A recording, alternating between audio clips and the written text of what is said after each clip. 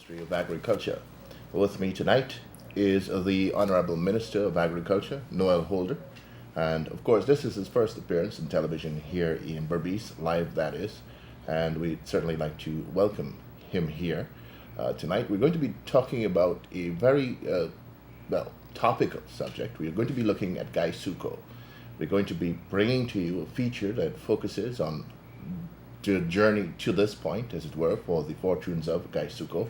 And we're going to take you back to 1991 and come all the way back, forward rather, to where we are today, and then focus on the way forward for GAISUCO as we seek to salvage that corporation, of course, the sugar industry in Guyana.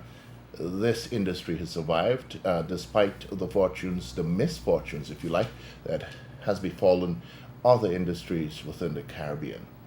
Also with us tonight is the representative of the Prime Minister, someone you are all familiar with. He's in the news every day almost, Mr. Gobind Harbajan. I would like to welcome him to this program as well. And of course, we'll be talking GAISUCO today. So, gentlemen, welcome to this special program, talking about GAISUCO and how we got here and the way forward, as it were.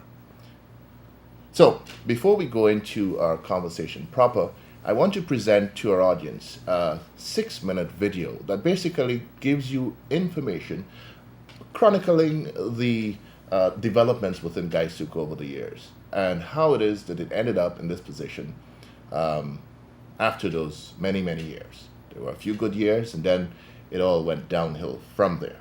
It is still going downhill. Now the government is trying to salvage the industry with a raft of measures that are going to be painful in some instances, but at the end of the day, Guyana will benefit. Let's take a look at this video, and then we'll come back and have a conversation.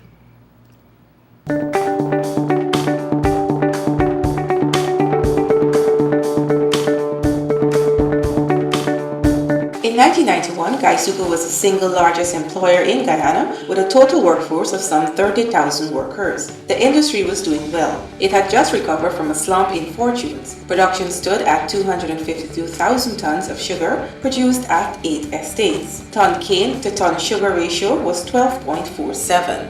By 1994, GAISUCO's profit from sugar levy was $18.1 billion, whilst expenditure amounted to $14 billion. Profit after tax and levy was $691 million. Foreign exchange earnings from sugar in 1994 accounted for 26% of Guyana's overall export earnings. Fast forward to 2001, GAISUCO recorded a pre-tax loss of $1.2 billion. This was even though production for that year was 284,474 tons. It was at that same year that the Skeldon Modernization Project was green-lighted. From the annual report of that year, the information pointed to serious challenges in the years ahead. The storm clouds were clearly visible. It was reported in that document that for 2001, there had been an alarming flight of middle-level managers. Some 27 managers had left the corporation. Along with this, GAISUCO was struggling to meet its full quota of cane harvesters for the various estates. Production costs were going up. The cost of producing a pound of sugar went up from 17.2 US cents per pound to 19.8. This was impacted in part by an 8.5% increase in pay for sugar workers. This was together with a 1% merit awarded for 2001. Then Board Chairman Vic Odette had cautioned in his report that future increases in wages and other benefits be achieved only through increases in productivity. Due to the acute labor shortage at that time, a decision was taken to introduce increased reliance on mechanized husbandry. The chairman had urged that in order to stay viable, production at the new Skeldon factory should be achieved by 2005-2006 to ensure the corporation's low-cost objective is met. In 2002, 3, and 4, production levels at GAISUCO were above 300,000 metric tons per year. However, since 2005, production levels have been on the decline. Revenue declined from $32.1 billion in 2008 to $23 billion by 2014. Every year for that period, the corporation recorded increasing financial losses, from $5.2 billion in losses in 2008 to $18 billion by 2016. Because of these huge losses, Gaisuco began falling short on its financial obligations and the debts began piling up. Its credit resources also dried up. In 2011, the government of the day stepped in with the first bailout of $0.66 billion. This was followed in 2012 by another $4 billion. In 2013, it was $5.3 billion, 2014, $6 billion. In 2015, just after the general elections, the new government was forced to urgently inject a whopping $12 billion into Gaisuco to stave off a closure of production operations. The company said it had no money to operate. Another crisis in 2016 saw another injection of $11 billion, with another $9 billion in 2017. For the period 2011 to 2017, the Guyana Sugar Corporation received more than $47 billion in bailouts. The cost of upkeeping the operations of Gaisuco as it is today is untenable. A rationalization of operations was begun under the previous administration. This saw the closure of the LBI factory in 2011 and later the cultivation at Diamond.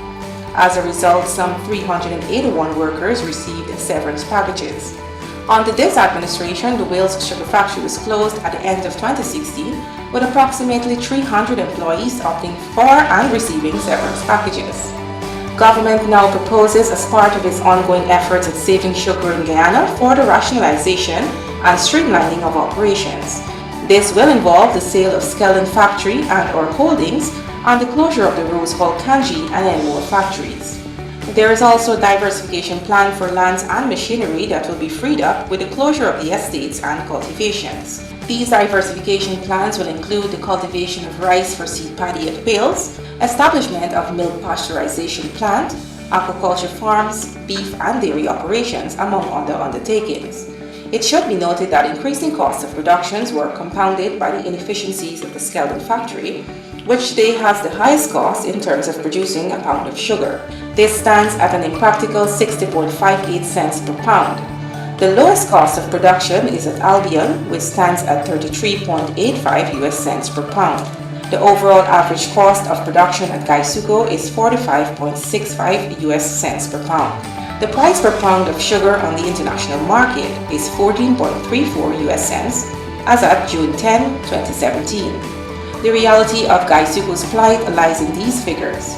Continue to produce sugar at overall 45 US cents per pound and sell at 14 cents and fail as an industry, as has many others in the region, or rationalize so as to cut costs and become more competitive and diverse in the way the corporation does business in Guyana.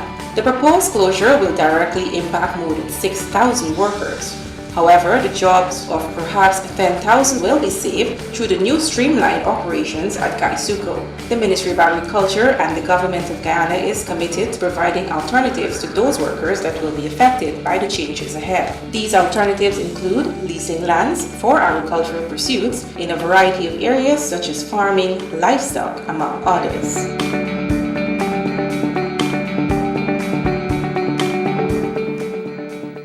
Right, so there you have it, a look at the years between then and now, and why we are in the position we are in.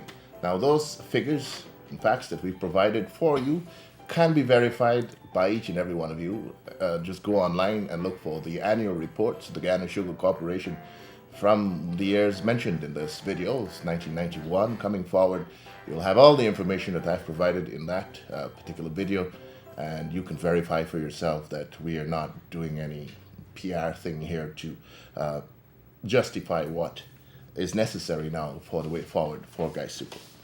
So here we are. The government has presented in Parliament a white paper that focuses on the way forward. It offers a raft of measures that will seek to take Gaisuco out of the doldrums, as it were, shaving off those inefficient aspects of its operation, and of course focusing on those operations that will be maintained, kept, and made efficient, as it were, going forward. So, Minister, perhaps you can give our viewers an overview of the white paper and some of the key highlights of that presentation and the plan, as it were, going forward for Gaisuco. Thank you, Christopher. Let me, first of all, thank you for having me on your program. It's the first time I'm on television in Berbice, and I'm pleased to be here finally. Perhaps I can, the preface that you gave before, that little insert, adequately summarizes what has happened over the years with Gaisuco. And perhaps I could sort of bring listeners up to date to what really occurred with regards to the new government and the industry. The government was aware when it was in opposition that things were not well with Gaisuco. But the full effect of it didn't hit us until we assumed office in May 2015. The first thing we were faced with was a request by the then manager of Gaisuco, Raj Singh, that we needed an input immediately of about $3 billion to pay wages and salaries because they weren't able to pay it for that week. This put us in a bit of a quandary. Cabinet decided to, of course, to pay that money. And during the course of that year, we had to pay essentially $12 billion into Gaisuco. So the magnitude of the problem that Gaisuco and its impact on the economy really came home to bear at that point in time. The government commissioned immediately changed the board of Gaisuco, put in people who were more competent, put in an interim management team, having removed the old management, to chart the way forward. We established a commission of inquiry of seasoned professionals who knew the industry very well, and most of whom had international experience, to look at the industry and really do a summary of the state it's in. And that paper of the Commission of Inquiry is available on the Ministry's website and was tabled in Parliament at the end of 2015. So that brings us to where we are today. Gaisuco, the recommendation of the Commission of Inquiry was that the entire industry should be privatized. That government has not been a very good manager of the industry over time for various reasons. However, government has decided that it will not get out of sugar totally, certainly not at this point in time. We will rationalize the industry, remove the estates that are a burden on the industry, and try to make the ones that are more productive profitable. And to that end, we have zeroed in on the 3 locations: Albion, Blairmont, and Islip. The figures, of course, Berbicians are very interested in what's the situation in Berbice. And it's very revealing when you get down to the costs of production figures as it stands now. Albion's cost of production is 25 cents per pound. As you can see, the world market price is around 15. Rose Hall's cost of production is 38 cents per pound. Blairmont's cost of production is 24 cents per pound. So even within the Berbice group, you can see it makes sense to rationalize the operations and what funds you have to invest in areas like Albion and Blairmont with a view to making the industry profitable. What's been happening in the past is that the government was maintaining all these estates, and the limited funds available were being plowed into all of them when they really should have been put into estates like Albion, estates like Blairmont, estates like Islip, so that what is available could increase their efficiency tremendously. And this is what the government plans to do through its white paper, to zero in on the efficient estates, and we think by doing that, the cost of production on these areas could be reduced considerably. We can cut down the markets, the ones that are profitable, because we do sell a fair amount of our sugar, not on the world market, but in special areas, like within CARICOM, to the US market, and of course on the local sales. And if we could limit our production to that and minimize the amounts going on the world market, the industry will be far healthier. As we all know, prices aren't about to go up. The last area of subsidy or special prices from the European Union will be removed in September. So that will depress prices to Guyana, perhaps even further. But in terms of where we are with the Berbice estates, we are going to take approximately 2,000 to 2,500 acres of Rose Hall's land and amalgamate it with Albion. Blairmont might see some expansion in the medium term. The number of employees that will be affected at Rose Hall will be approximately 1,800 permanent employees, and when you look at temporaries, probably as much as 2,004. But what people fail to realize is that the amount of people who will be put on the breadline is not as bad as people think. Albion is crying out for extra labor. Indeed, and in fact, with a divestment or the imminent divestment of Skeldon, which is not operable now for other reasons with regards to its boilers, the workers there are being employed at Albion to harvest the crop. And the turnout has been extremely good. Similarly, there's a need for a lot of the workers from Rose Hall to be retained to operate at Albion.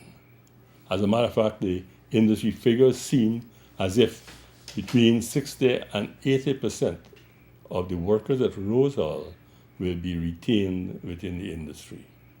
They'll be retained for Albion, and many of them will be retained to work at Blairmont. So the catastrophic effect of the closure is not as great as one would have initially thought. About 10% of the workers who are employed at the factory will, of course, be severed. But then again, we have to look at the other possibilities. We do think that there are tremendous possibilities for the use of the land for other purposes, whether it's rice production, whether it's orchard crops, whether it's going back into dairy development. This country imports a lot of US dollars worth of dairy products every year. And to the extent that we can save foreign exchange in that way, will make a big impact on the industry. People also fail to remember that the Providence Estate is the home of Limacol. The Booker's Drug Company that created Limacol basically started off with the lime trees at Providence. It was a big orchard area, and the soils are pretty fertile. So, in a nutshell, things aren't as bad as the doomsayers are suggesting. Perhaps I can say a few words here, Chris, with regards to talks about socio-economic impact of closing down the sugar industry. First of all, in doing a socio-economic impact, you have to consider the effects on the entire industry. Currently, we are pouring about $15+ billion a year into sugar, and it's going nowhere. The result of that basically is that we are essentially subsidizing consumers in developed countries. Because if you're producing at $25 a pound and you're selling at 15, the consumers abroad are paying you 15 for a commodity that is, costing you a lot more. But in doing this, that is money down the drain. It prevents the government from paying better salaries to its public servants, to paying better salaries to its teachers, to paying better salaries to its nurses, and this has a negative effect on the economy. And what we should be looking at is the opportunity cost of the lands that have been taken out of sugar, the lands that are currently not very productive because they're loss-making. And to look at what we could do in terms of dairy development to save on the, millions of US dollars that we import now in dairy products, milk, butter, cheese, yogurts, and things of that nature. What we can do with expanding our coconut industry, which of course is expanding across the world. Coconut oil, extra virgin coconut oil is making a big comeback internationally. What we can do with our fruits and vegetables. And this is the way we have to think. So any socio-economic study should not zero in on the impact of closure, but the impact of opportunities, the opportunity cost of utilizing those resources in a different manner. So perhaps at this stage, Chris, I could pause. And Yeah, in the opportunities that you mentioned earlier, in the utilization of lands for other purposes, at Wales, I remember covering a meeting there between cabinet members and workers of the Wales estate, in terms of them taking advantage of opportunities to lease lands, those lands that have been freed up because of the closure of the Wales operation, the factory. And workers were excited about the opportunities of actually becoming their own bosses, as it were, in terms of engaging in agricultural activities, be it farming or cattle rearing, whatever. Would these same opportunities arise here in terms of these workers getting first preference to the lands that will be freed up? yes, I'm glad you raised that point, Chris. What is happening now is that the government has contracted with the Union for assistance in getting a diversification specialist to come to Guyana, and he should be in place by the middle of July to give a final report by the end of October. The idea being to really open all these possibilities so that land could be made available to the workers and even others if we need more than the workers. The formation of cooperatives so that they could sort of maximize the use of equipment and machinery. And this is in train. So this is one area that we're looking at in a big way. Apart from that, there have been a lot of interest expressed by other companies. I mean, Sterling Products have made a indicative request for over 1,000 acres at Wales. And the Nanpasal Group is eyeing areas like Skeldon as a possible expansion to their industries. So once you have made the decision with the State Paper and Sugar, having expressed clearly government's intention, now you're seeing a lot of interest that are coming out for people to see and use the opportunities that are now presented. They couldn't have done this before because there was no clear statement. But the statement has been made now. And we think that this is the way to go. Because coming out of a diversification study by the specialists, we then hope to lever funds out of the European Investment Fund, which can finance these cooperatives, these entrepreneurs who are now going into agriculture. Okay, Harbhajan, you are more or less the link between the people of Berbice and the office of the Prime Minister, and you've been in touch with all the communities in Berbice. I know you're very approachable, and people have been taking advantage of the opportunity to interact with you and to express their concerns, especially as it relates to Gaisuco. What kinds of feedback have you been getting? Concerns that have been raised by various people in the communities that expect to be impacted by the upcoming changes? Chris, let me say thanks for having me with the Honorable Minister here on this first TV program in Berbice. Chris, there's a lot of misleading information on the ground in Berbice, and I deal with that on a daily basis because GAU is really misleading a lot of these sugar workers. For instance, there was a protest in Curverton a couple of days ago.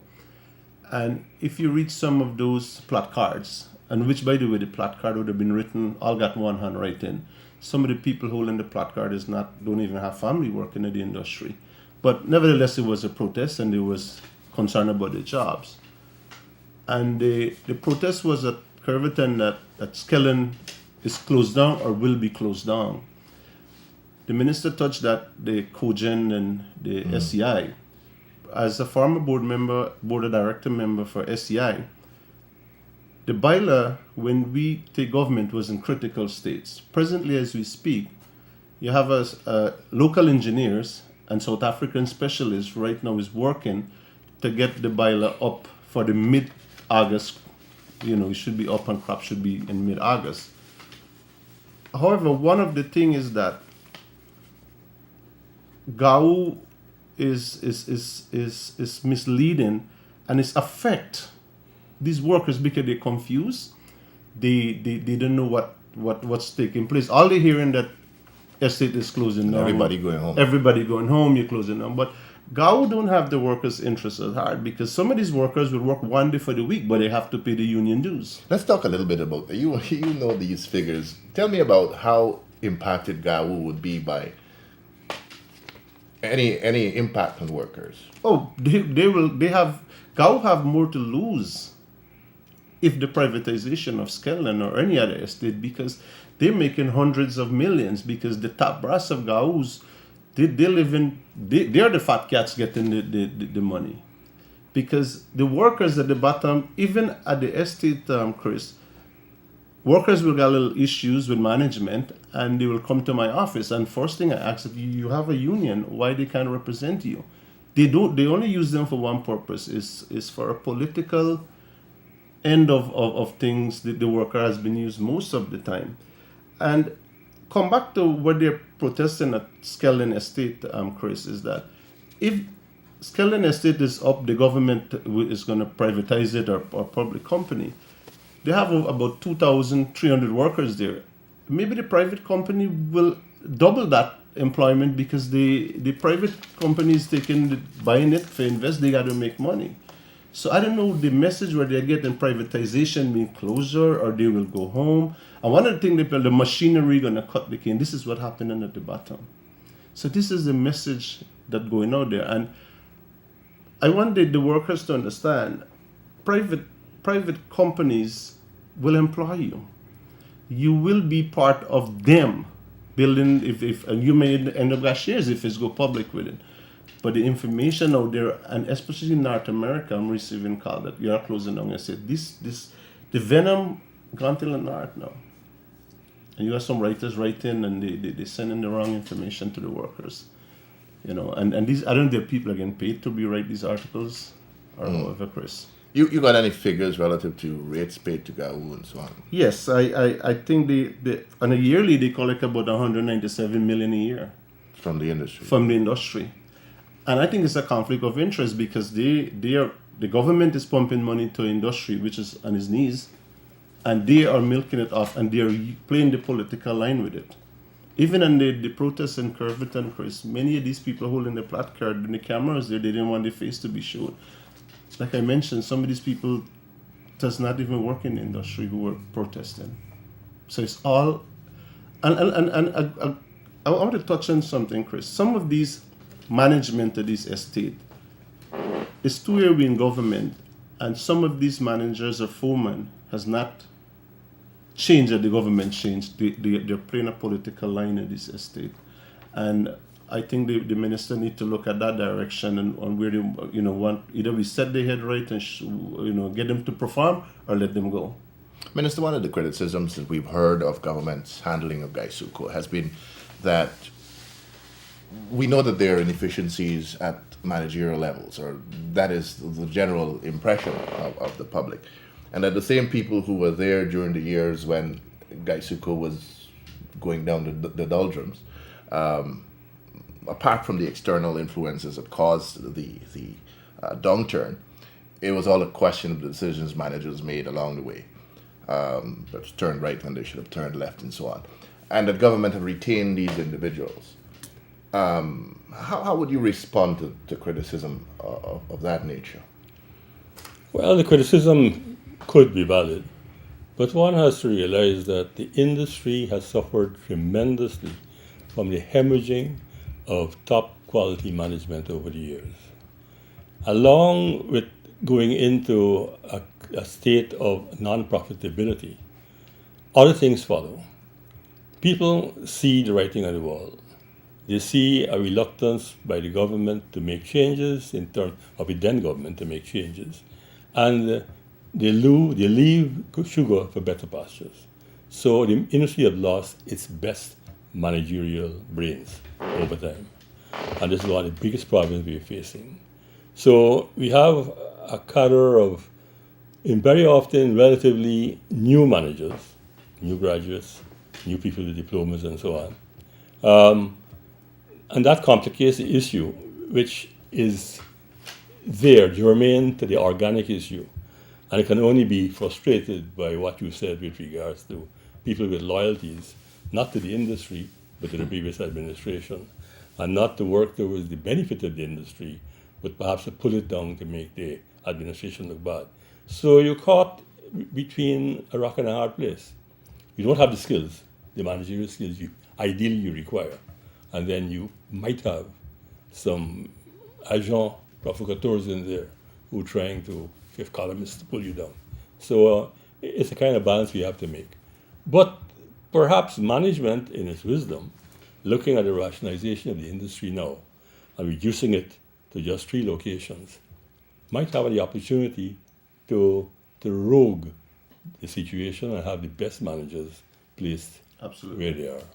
I asked that question against the background of some reports we had recently, where at the level of the gang leaders, or Harbourjan might be better able to shed light on this. When workers were taken from Skeldon, they were told they had to go work at Albion, and then the truck stopped at the TV station under quarantine, and then they were left there. Yeah, Chris, that's I want to touch on that.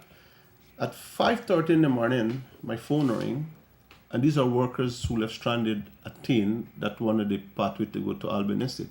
These workers, families would get up 2 or 3 in the morning to cook. They're talking 5 truckload of workers leaving Skeldons to come at Albion to work, which would they come to earn a day pay.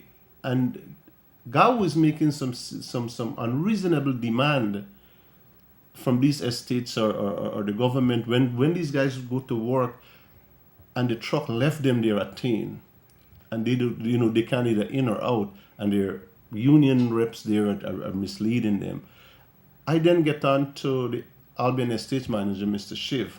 Mr. Shiv said, Harbourjan, there is work for them, there's no problem there, we ready, we have everything cane bun. I get on to the estate manager at Skeldon and said, well, why would the truck leave? He said he wasn't aware of it. The worker was now angling up at Tain, some gone to the TV station. This is about 6:15 in the morning. So this alone send a message that this whole thing, like the minister said, it's to make the government look bad. And if you talk to the normal worker, if they don't have a representative, they will give you an honest answer from their heart. They want it to work. But there is a set that misleading them.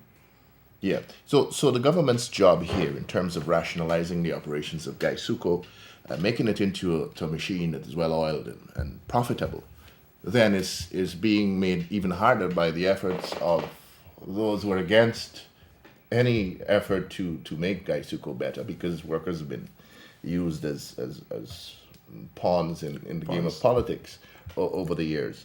Are you in any way worried, perhaps, at your efforts in this regard, and government's efforts going forward, that it might be railroaded by the efforts of the opposition? And you see the protests coming in the various communities here in Berbice, and this is the stronghold of the opposition, and sugar workers are mainly considered to be opposition supporters. What are your thoughts on this concerted effort to upset and rile up a community, an entire community?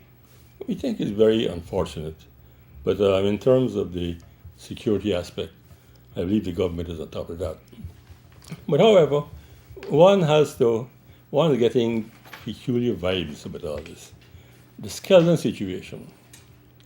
The workers have eagerly gone, from the information available to us, have eagerly gone to Albion because Skeldon factory is closed temporarily because of a boiler problem. It is dangerous. We couldn't run the factory with the state the boiler was in. So the workers were offered employment at Albion, a distance of 20, 30 miles away, and they're glad to go there. And if you compare that situation with the Wales situation, where workers are being taken 10 miles between Wales and Islip, and they're being instigated by GAO to no, don't go, take severance. It's obviously mischief, because GAO is aware that you can't opt for severance. It's not an option. If an industry has jobs for you and you offer the employment, you're offered employment.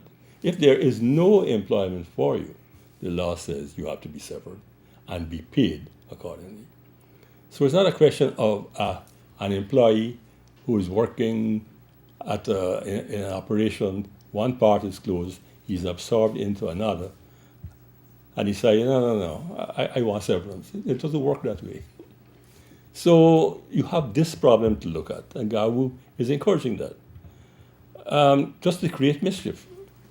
And it is something that we have to be on top of, we have to be aware of, and we're trying to manage it. But you see, on the macro front, let's look at what's going on with the industry and labor.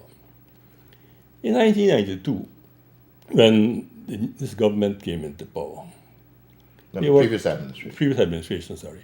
There were 28,000 employees in the industry. Currently, we are just under 17,000 employees. In short, there have been a shift away from sugar, a natural shift away from sugar over the years. So you're down from 28 to 17. Indeed, in fact, the industry is crying out for employees. Skeldon needs more harvesters. Not Skeldon, iFlood. Albion, as you know, is going to take up a lot of the feedstock from Rosal. So over the years, people have been opting out of sugar naturally. Because remember, this reduction from 28,000 to 17,000 occurred during the PPP administration, not during any other government. So we have to bear this in mind. You have to be cognizant of this situation. So GAWU's attempt is only making it worse for the workers. We have a situation where the turnout rate of employment is 60%. 65%. No, any business, if you're running a business and your employees come to work 3 days out of every 5, that business couldn't possibly function. But this is what's happening in the sugar industry. This is what GAWU has encouraged. Now, GAWU represents workers at DDL. I tell you something, the workers that they represent in DDL, they work all days a week, 5 days a week. They don't have 6% turnout. Do you understand me? So you can see the mischief. GAWU is a political union, but it's sensible enough to know how far to carry that when it tries to represent people in other disciplines or other sectors of the economy. All right. We're going to take calls in just a moment. The number is on your screen, or it will be in just a moment. So you'll be able to call with your questions or statements, if you like. As usual, we want to have you, if you're going to make a statement, make it snappy. If you're going to ask a question, then ask a question. You want double barrel questions, 4 or 5 questions. So we'll have your question or a statement, whatever, and then we want to entertain as many calls as possible. So in just about 2 minutes or so, we will open the lines for you to call and have us hear your contributions in this important subject. Now, this program tonight represents the first of several appearances by the Minister of Agriculture, not only here in Berbice, but in other areas of the country, as he seeks to share the vision of the Ministry of Agriculture going forward, to discuss the challenges that faces the industry and how the government is speaking to those challenges, as it were. Some of the plans and programs that are being rolled out now after 2 years in government. They've been able to find their way. They've seen what's existing on the ground and what needs to be fixed. Some of the transitions that are going to be made. Of course, we've been hearing a lot about the movement of agriculture from the coast, making the hinterland, Rupununi savannas, the intermediate in Rupununi savannas, the new agricultural frontier. It's a whole new world for agriculture in those areas. So we're going to be hearing more about those programs going forward, not only here in Berbice, as mentioned earlier, but across all of Guyana. A very good night to you. Hello? Hello? Yes, sir. Hello? Good night. Hey, good night. You're on the air. Go ahead. All right. I want to make a comment on the Gaisuko. It in my opinion, I think Gaisuco needs to be privatized. I think, the government is taking too long. Privatization, from my opinion, is the best way to go, right? And if you look in the past, we have so much companies where government take shares and sell it, and they become very successful in privatization. And you can start looking at, you have DDL, you have Sapis, you have Stockfeed, GT&T. There's so much examples that we can use where privatization has been successful. And I think I would urge government to move in that direction. Maybe get out of sugar. Sorry? Get out of actual management of sugar. Yeah, the government, they're politicians, they can do business, they should stick to politics and let the business people do business. So you're saying that government should just govern and private sector should be, play a major role in these major investments. In business, because they know how to do the job. It's a good point. There's so much interference when you come to government doing business, because you have government politics, you have opposition politics, union politics. All these combined together, you can never get a successful business. And government, in my opinion, should step out. There's an example to prove that it has been successful in the past. And I urge the government to accelerate the privatization. Closing down is not a solution. I think the government needs to hold shares and get private sector to take part of it, All right. Is that it? Yes. All right. If Thank you very much. I could make a contribution here, Chris. The white paper clearly spells out what government plans to do.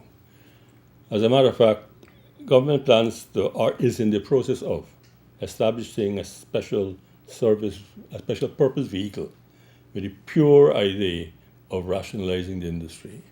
Divestment immediately of Skeldon, and looking at the diversification into other areas. At this point in time, NISIL, which is a government agent in that sense, in the sense that NISIL holds all the shares of all the government companies, including Gaisuco. They are now trying to put in place someone to run this process. Before the end of June, we should have someone in place handling the whole divestment and diversification, to handle the overall. We have someone who's looking at divestment, specifically all the people and others who are interested, say, initially with Skeldon and other locations, other things. There's some people who are interested in the sugar terminals, make it in the containers, ports, and things of that nature. So they will look at that. And we even had a lot of interest from locally, including a rather large operative in Berbice, to look at Skeldon and other ventures. So that vehicle should be in place prior to the end of June. And we hope to have a lot of these things finalized by the end of December of this year. Because remember, at the end of December, we stopped the factory for the whole operations of East Coast Estate will come to an end. They're harvesting the final crop right now. Yeah. All right. A very good night to you. Good evening. A very good night to you. Welcome to the program. The minister said that the best brains put the CUI together, so why not stick to the recommendation to privatize? No government can be successful in running Gaisuco. COTED made similar recommendations. That's it? Yes, that's it. Well, the special purpose vehicle will be looking at that, because some of the models include public-private partnerships. I mean, the government might put in what it has as equity, and the finance will come from the private sector entity who will handle that. We're even looking at getting organizations like international organizations, Ernst & Young, Price Waterhouse, APMG, who know about these things. So we don't reinvent the wheel, so we can fast track it and let them come and advise us and put things in place and look at the expressions of interest and do due diligence on the various people who are applying to take part and move ahead. Yeah. Chris, both of those colors, I want to support what they say in privatization. If you look in early 80s, the rice industry was controlled by the government, and in the late 80s, under the Haidt administration, the rice industry has freed up. And today, the rice industry is very profitable. The same normal man at the bottom is living comfortable with the control rice they sell, which give them which buyer pay more. So privatization would always be successful. Always be successful. And that's to support the first and second column. Well, there were some instances where it failed miserably, but Yes. I want to ask Minister here, in terms of the government's vision for Gaisuko, we're talking about some rationalizations, some transformations, changing of shape and form of some entities and so on. What time frame are we looking at when the new Gaisuko will be visible, its new form evident and so on? All right. Transformation takes time. And of course, you don't have a tremendous amount of time. If, for the sake of argument, government is moving or moves into dairy development, which we hope to do in a big way, we need to have a milk plant. You can't have dairy development in any country unless you have a milk processing plant. So this is the first thing. And we're having discussions with various international bodies to finance that. And we hope we can get financing, hopefully by the end of this year or early next year, to put things in place. Then any agricultural enterprise that you're going into, if we get the cooperatives with sugarcane workers to go into farming, they will need to be financed for the first 2 or 3 years. I mean, if you go into coconuts, it takes 3 to 5 years before you can start harvesting. Similarly, for most orchard crops, if you're going into dairying, you will have to get the pastures developed, the fencing. So it's a question of getting the finance to do it, which I think is available. Finance is available internationally, but it's a question of coming up with the projects, coming up with the people, and the resources. We have a fair amount of resources. We have drained and irrigated land of reasonable fertility, and if we can put the finance to that, I think we can get moving. So we hope to have the structure and the format in place so that we could move next year and beyond, having people on the ground and having the finance to keep them going prior to them achieving their profitability. All right, Govind, your thoughts? I will endorse what the minister just said, and that's the right direction to go, Chris. Some of the areas that the sugar industry are failing, it's tremendously because of lack of management, and if the government to keep continue in that direction they're going, we will have failures because we don't have the right people with the right mindset or the person that gives his heart out to those industry.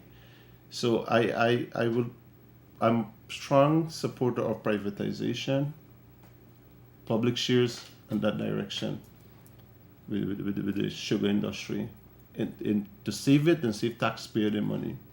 Yeah. And use that money for some other thing to development, because it's $85 billion debt I think the sugar industry is in right now. That's on his knees, Yeah. All right. In the absence of information, misinformation flourishes. There are those who have mischief on their minds and therefore they're hard at work. One of the criticisms of government has been that they've not been coming out there and putting enough information on the ground. You do it in news releases and the traditional methods, but these mischief makers are working on the ground, going from house to house in various communities. Harbourjan knows what I'm talking about here. It's very, very active, vibrant, that bottom house arrangement. Don't you think that it could be useful if government were to reach out into those communities that are going to be affected one way or the other by the closure of operations in those communities, So they'll be made aware of not only the negative aspect of that, but the positives that can arise out of such events taking place in their communities. Oh, certainly, certainly. And that is something that we're working on right now. We're trying to get up brochures and pamphlets and things of that nature. My team within the ministry is working on that, the population sector. The team in Gaisuku is working along with us. And we're trying to work as well, or we are working with the Department of Public Information out to the Prime Minister's office to get this on the ground. Apart from that, our very able for soldiers like Gobin is doing a extremely good job on the ground to sensitize people to the government's plans and movements. Yeah, that's true too, Minister. I think last week or the week before we did pick up some pamphlets and some white piece of paper of what the minister office have, and we took it to all 3 estates and give it to certain foreman or people who have an interest, and we went to some villages or community and we share it out so people are knowledgeable, some of them, about what is taking place, and we are getting good feedback and that. But it's when you have all these television program that the opposition control right now in Berbice is a 2 or 3 TV station, and they hit it 3 times a week. So we gain in a little bit for educate the people on how we are, what position the government and how it benefit them. You have 3 times a week program year out no more. At times I know it's only one Harbhajan in the region, but we are getting there. To the key one, like yesterday we did a outreach, and we used the opportunity to talk a little bit on that also. Yeah. Yeah. I think one of the things that the opposition has been pounding home to the folks up there is that, you see, the minister don't come, and I invited them to come on television and he won't come and so on. Yeah, he didn't go in the community. And he ain't coming in the community and so on. So I think all those things, this personal interaction with the folks on the ground helps dispel those misconceptions that are, or those bad seeds planted in their minds by those with mischief on their mind, as I mentioned earlier. So we have looked at all aspects of this plan going forward. We have focused on how we got here, the decline that began in 2005 and has, it only got worse.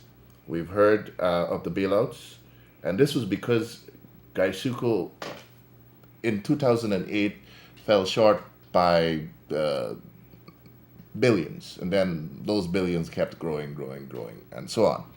And then it necessitated government bailing out the industry because it just couldn't pay its bills. The creditors were refusing to give credit. They owed contractors all across the country, and so therefore they had to be bailed out, and the operations would have ground to a halt. So we've seen $47 billion as at the end of, it will be at the end of this year, because $9 billion for this year. The government has pumped into the industry and has gotten nothing for it. And so therefore we see the crisis on hand. If you're going to be producing at an average of 45 cents on the US dollar per pound, and you're selling at 15, obviously you're not making money. So to keep the industry alive, then to keep workers employed, then doesn't seem to make economic sense. So now that you've been provided with the information from the Minister of Agriculture, Gobin Harbhajan has been here to tell you about the motives of those who have been riling up the various communities mentioned in the white paper presented in or laid in Parliament by the Ministry of Agriculture, more or less government, so that you know the facts now. I want to thank you all for taking the time to sit through this past hour or so, 52 minutes, more or less, as we sought to bring you in the know, as it were, about why it is necessary for government to go in the direction that it is going. It is work in progress, and of course it will continue, and the new shape of the industry will evolve and will become visible in a matter of, a year or two. So, Gobin, I want to thank you for taking the time to come. If you'd like to have share with us any final thoughts before we go, love to hear it. Yes, Chris. I want the the viewers or the people in Berbice to know that the government, we in government, the ministers, them are very busy, looking in the interests of the country and the people. We will not be in every community because we in government. The opposition is out. They're going to be in every villages. They have that time to go wrong. They're like a wounded tiger. They hear oil, so they're every corner, misleading. Look, agriculture minister is not going into Blackbush, he's not going into there, he's not going into here. The security minister of security is not going to different various communities. I want the viewers to get this clear that it doesn't mean we're not in your community arena. We know what's going on. The prime minister, for the first time in 50 years, you have an office in Berbice called the Office of the Prime Minister. Before, you used to go Freedom House failing information. So that's what the office for. And we cannot, the minister can't let Georgetown go to all the region, but they know exactly what's going on. But the opposition have that time to feed in this community, Chris. And I want to let the viewers know that Skeldon, if it's go under privatization or public company, people will still be employed. And my belief it will be double because I have a little business background and I know businessmen invest, they want to make money, right? And they will employ maybe more. So I wanted to get that clearly, Chris. All right, your closing thoughts. Yes, Chris, again, thanks for having me on the program. But I would like to assure listeners in Berbice that the Ministry of Agriculture certainly will never neglect areas like Berbice. But we have to realize that the Ministry of Agriculture is a pretty large ministry. It covers many, many sectors. It covers, of course, Gaisuco, it covers the Rice Board, it covers the Ghana School of Agriculture, it covers the Ghana Marketing Corporation, it covers the MMA, ADA, it covers the fisheries, it covers the hydromet. So the portfolio is pretty substantial. Apart from that, we cover the whole country. As we know, we do have a climate problem that can affect the coast adversely. We have to start thinking of adaptation and moving our agriculture base inland towards, as you said, Chris, intermediate savannas, the savannas. And these things do take ministerial input. So it's not a question of neglect, but I certainly would like to be able to do much more outreaches, and I certainly plan to do so in the coming months and in the coming years. Thank you. All right, I want to thank you both for taking the time to come sit with me, and we certainly hope to have you back here to talk about more issues. Rice, of course, is a big thing here. We want to hear about all that is in store for rice, all the possibilities that will be coming online shortly, and all the other issues of agriculture here in Berbice. We certainly want to hear the ministry's take on the possibilities that will be facilitated here for farmers here. And for those of you at home, I want to take the opportunity to thank you again for sitting through with us this past few minutes. I thought I'd have more calls. I don't know why we only got two. Didn't have a problem with the line. Probably. So thanks again, and I'm Christopher Holden, on behalf of the entire team here saying so long. See you around.